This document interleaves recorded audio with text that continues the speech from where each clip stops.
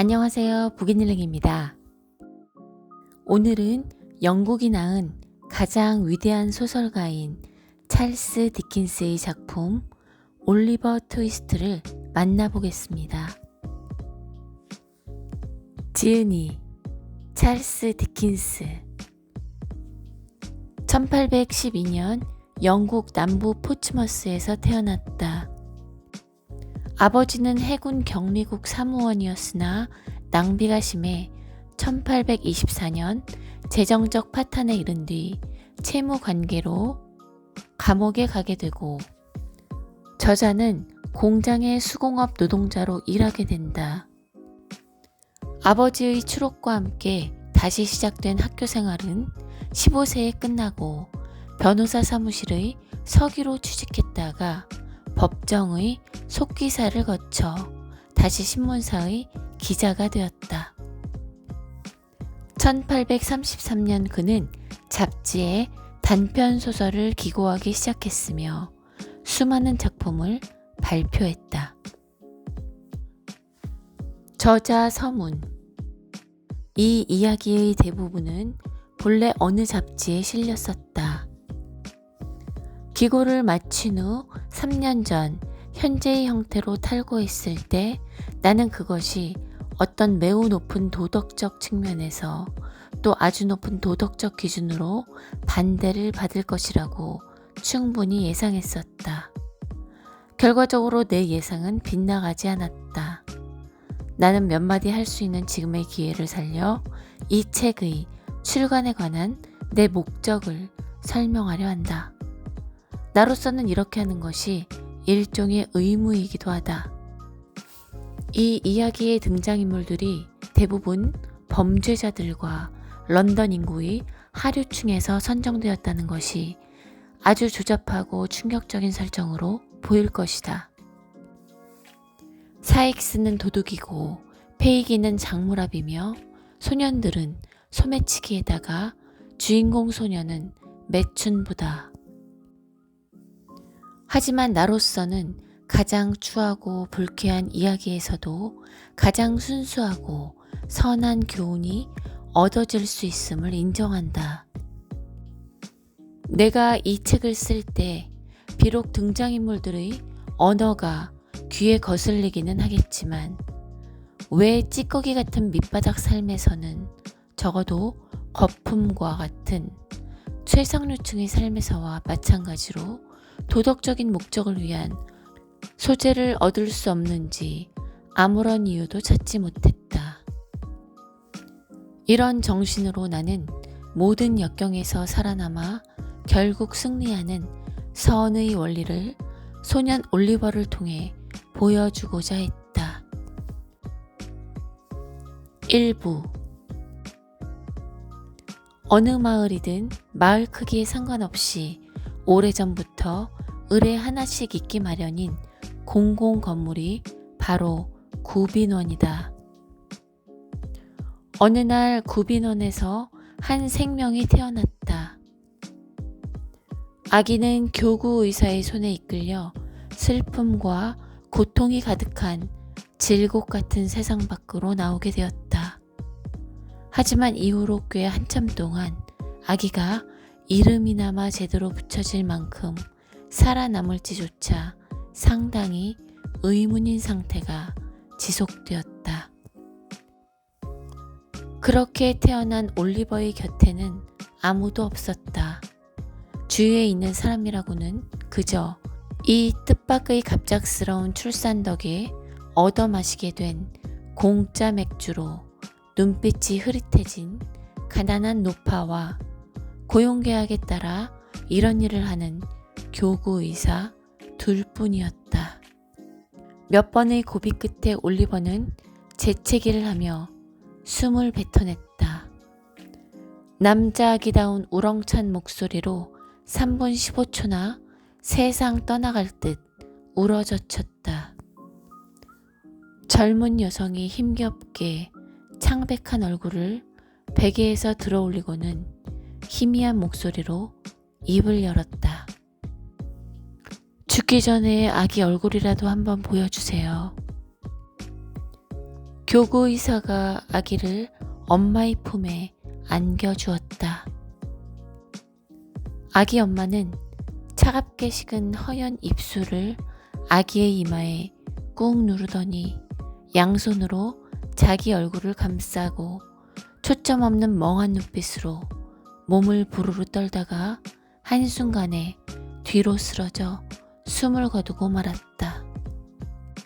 잠시 후 노파는 갓난아기에게 옷을 입히기 시작했다.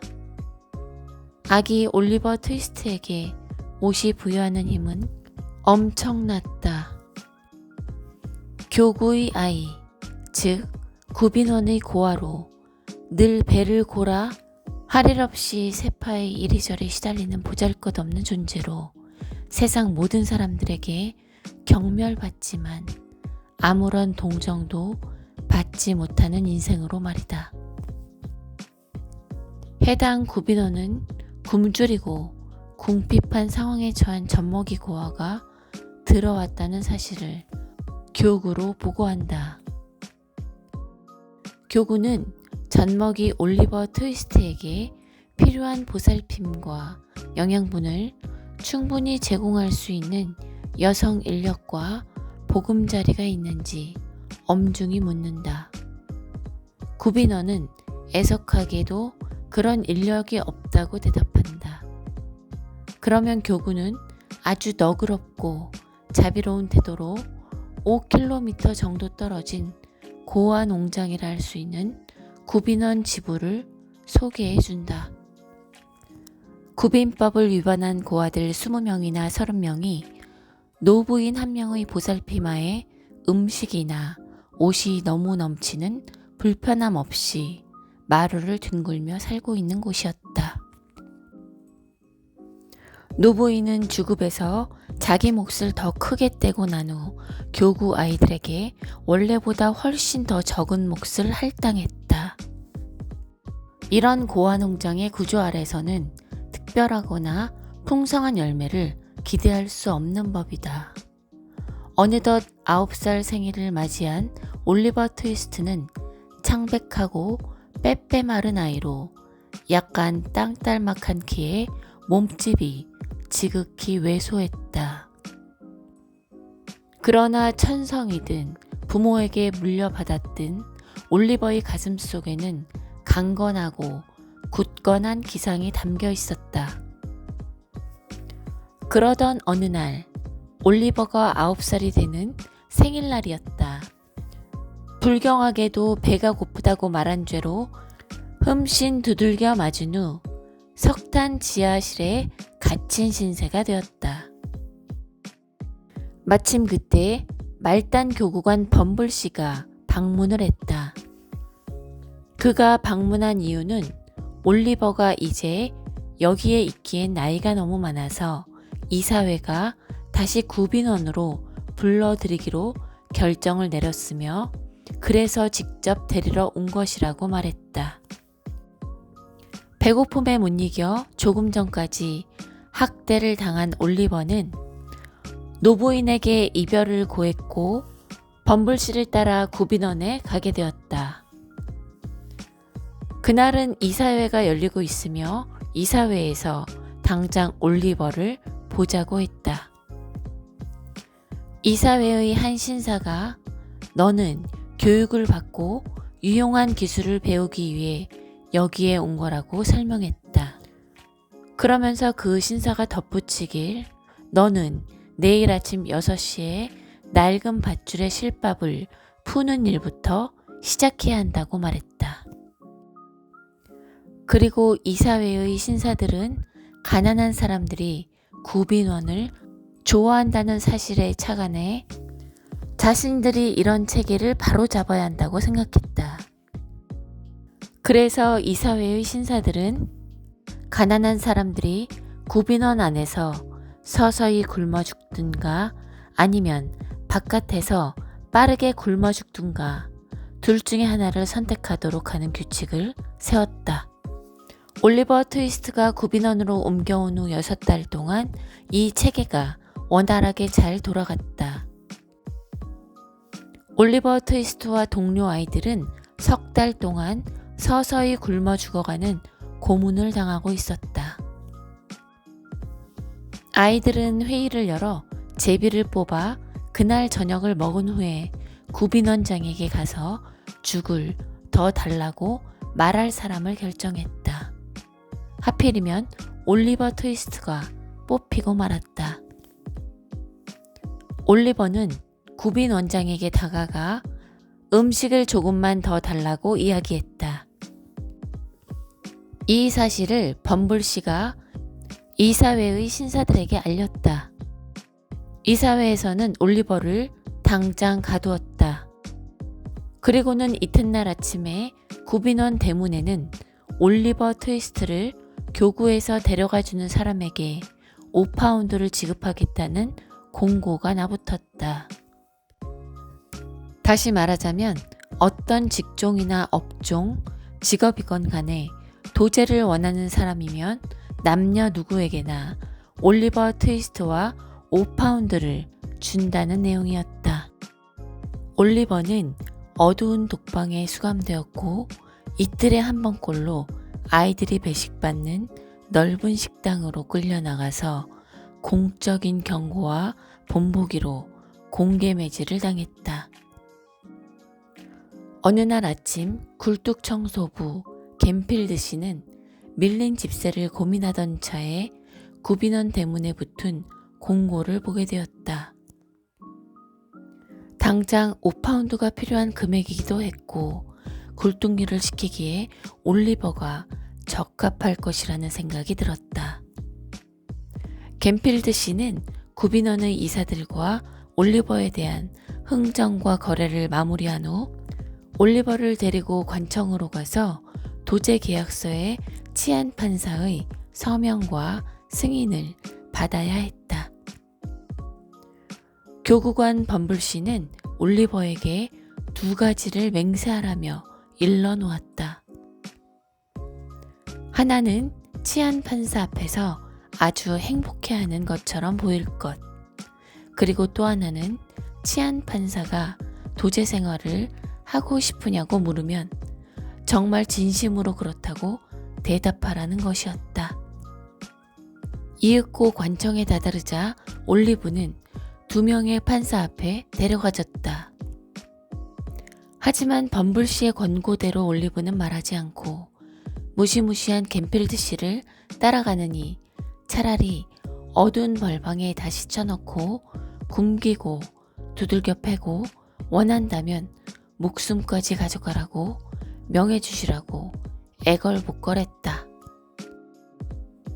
그러자 판사는 도제 계약서의 인준을 거부했고 구빈원으로 돌아온 올리버에게 바로 그날 저녁 이사회의 신사는 올리버를 교수형뿐 아니라 능지처참까지 당할 놈이라고 목소리를 높였다.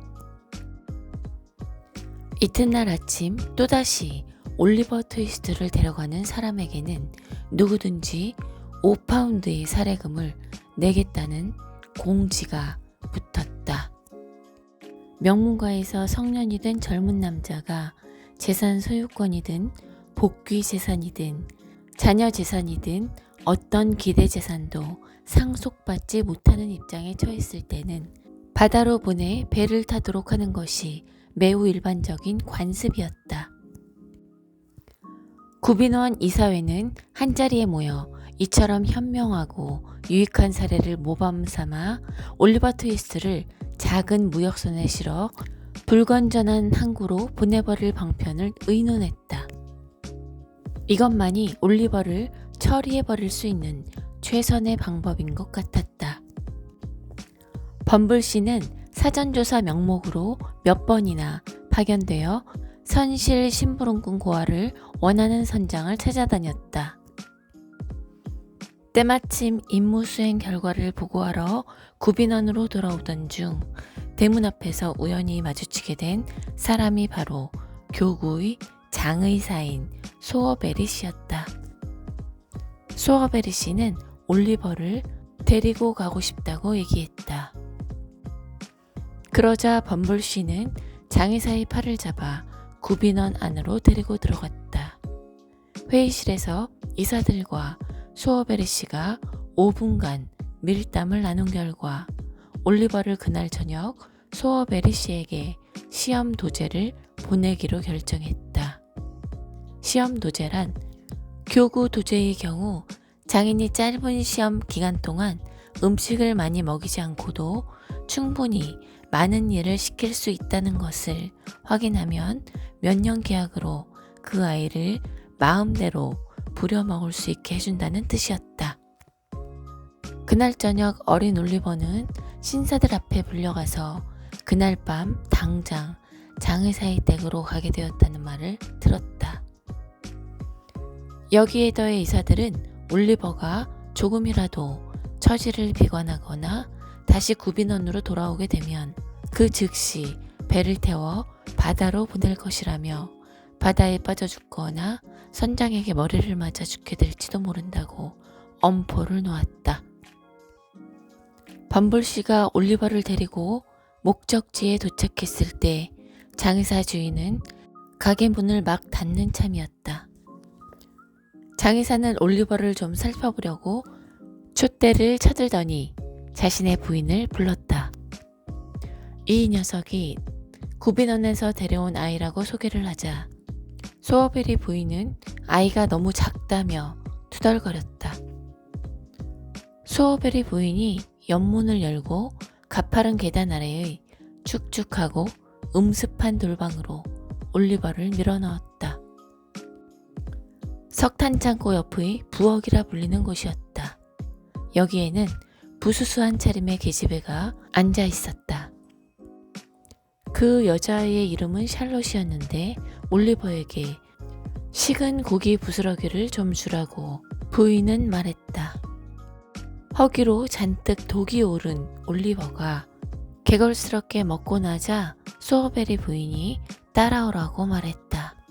올리버의 잠자리는 계산대 미치고 관들 사이에서 자야 한다고 알려주었다. 장의사의 가게에 홀로 남겨진 올리버는 작업대 위에 램프를 내려놓고 두려움과 공포에 떨며 소심하게 주위를 둘러보았다. 가게 한복판에는 아직 완성되지 못한 관이 검정 받침대 위에 놓여 있었다. 우물하고 죽음을 연상시키는 모습이어서 이 음침한 물건 쪽으로 눈길을 돌릴 때마다 서늘한 소름이 끼쳤다. 올리버는 완전히 낯선 공간에 홀로 남겨진 것이었다. 비좁은 잠자리로 들어가면서도 이곳이 자신의 관이었으면 싶었다. 아침이 밝자 올리버는 가게 문을 크게 차는 소리에 놀라 잠을 깼다.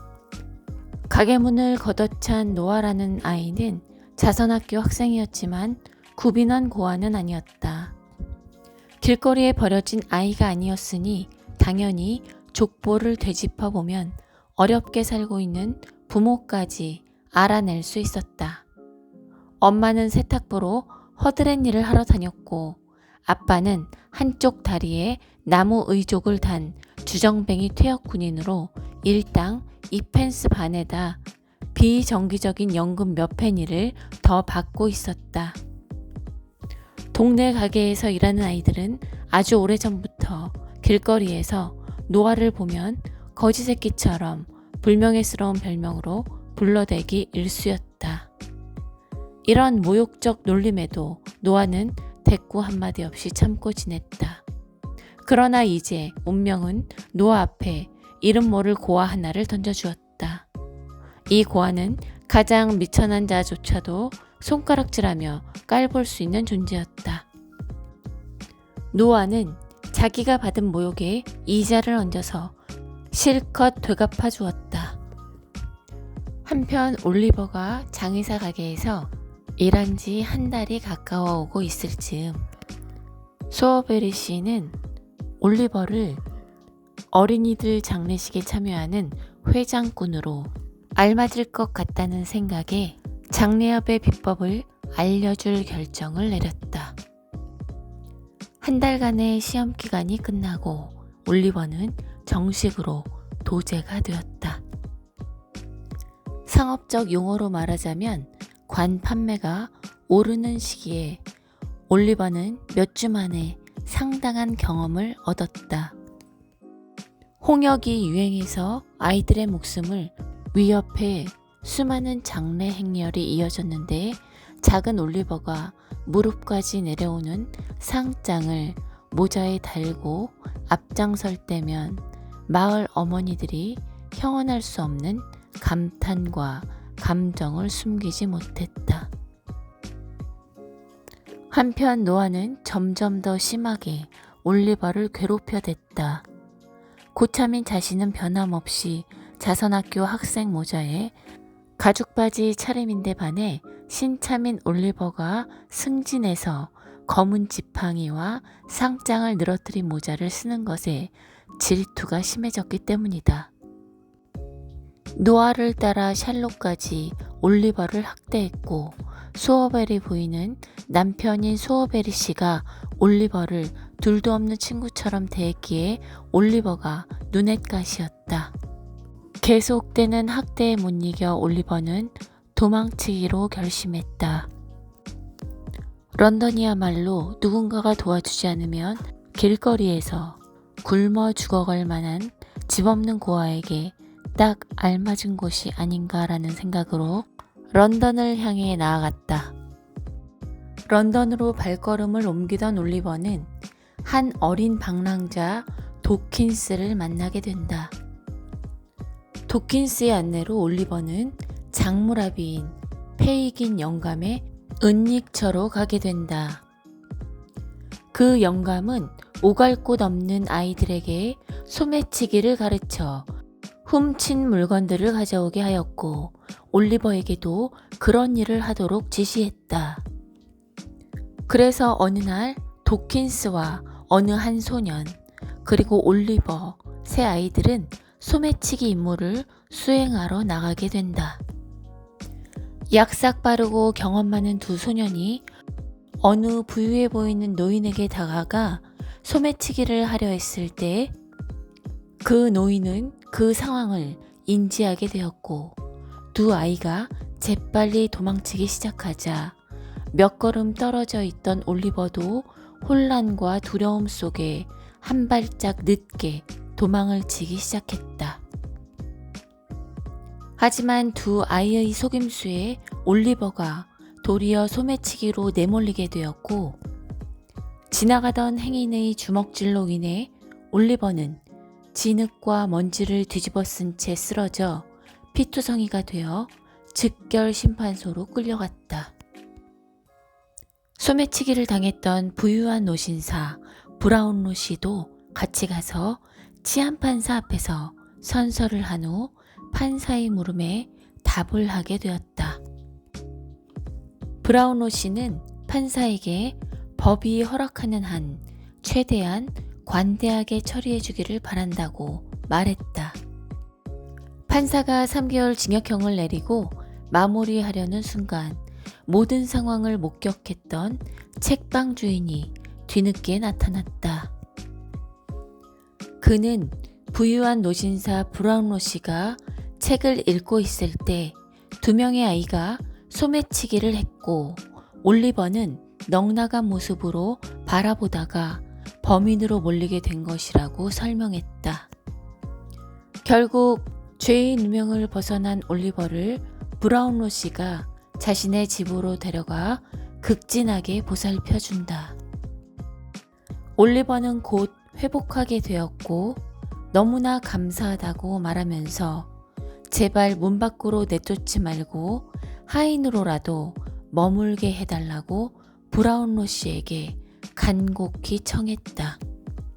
브라운로 씨도 그런 걱정은 하지 말라면서 내쫓길 만한 이유를 자초만 하지 않는다면 받아들이겠다고 말했다. 한편 장물아비 페이기는 그 소매치기 사건 당일 올리버에게 일어난 일들을 듣고서 경노했다. 올리버가 자신의 치부를 알고 있기에 반드시 다시 되찾아 데리고 와야 한다고 생각했다. 때마침 올리버가 브라운로 씨의 심부름을 하기 위해 거리로 나와서 돌아다니다가 페이긴과 한패인 사익스 씨와 낸시 양에게 발각되었다. 결국 올리버는 또다시 페이긴에게 끌려가게 되었다. 이맘때의 설상가상으로 교구관 범블씨가 극빈자를 데리고 재판에 참석하기 위해 런던에 오게 된다. 범블씨는 우연히 신문에 난 광고 하나를 보게 되었는데 그것은 브라운로 씨가 올리버의 행방불명에 대해서 관련된 과거 이력이나 실마리를 제공하는 사람에게 보상금을 준다는 내용이었다. 범블씨는 즉시 브라운로 씨를 찾아갔고 올리버는 천박하고 배은 망덕에 사악하여 주인집에서 야반도주를 했다는 거짓말을 늘어놓았다. 그리고 정보를 준 대가로 보상금까지 받아내었다. 브라운로 씨는 올리버를 향한 신뢰의 불씨가 희미해짐을 느꼈다. 한편 올리버는 페이긴의 소굴에서 감금당하면서 할 수 있는 최선의 길은 소매치기 두 아이들처럼 페이긴의 호감을 얻는 일이라고 암시받는다. 페이긴은 서서히 올리버의 영혼에 암울한 독을 주입하면서 순수한 영혼을 더럽히려 했다. 페이긴의 소굴에는 사익스라는 험악한 사나이가 있었다. 사익스는 대저택의 금고를 터는 계획을 가지고 있었고 그 도둑질에 올리버를 동참시키려 했다. 사익스는 마침내 올리버를 끌고 톱이라는 도둑 일당과 대저택을 털기 위해 실행에 옮겼다. 사익스는 올리버에게 대저택의 창문으로 들어가 거실을 지나 현관문을 열라고 지시했다. 올리버는 그 짧은 순간에 정신을 바짝 차려서 사익스에게 죽는 한이 있더라도 저택 사람들을 깨워보기로 단단히 마음먹었다. 그 순간 갑자기 사익스가 큰 소리로 돌아오라고 외쳤다. 잔뜩 겁먹은 올리버는 우물쭈물하게 되었고 곧 저택에 사는 남자 2명이 올리버의 눈앞에 어른거렸다. 갑자기 사익스와의 총을 겨누는 소동이 벌어졌고 그만 올리버는 총상을 당하고 말았다. 피를 흘리게 된 올리버는 울퉁불퉁한 땅 위를 빠르게 엎혀가는 느낌이 들었다. 그리고 소음이 멀어지면서 차가운 죽음의 느낌이 가슴속에 스며들었고 아무것도 보지도 듣지도 못하게 되었다.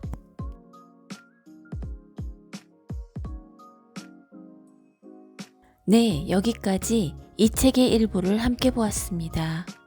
다음 영상에서는 2부와 3부를 이어나가겠습니다. 그럼 저는 마무리 인사드리겠습니다. 함께 해주셔서 감사합니다.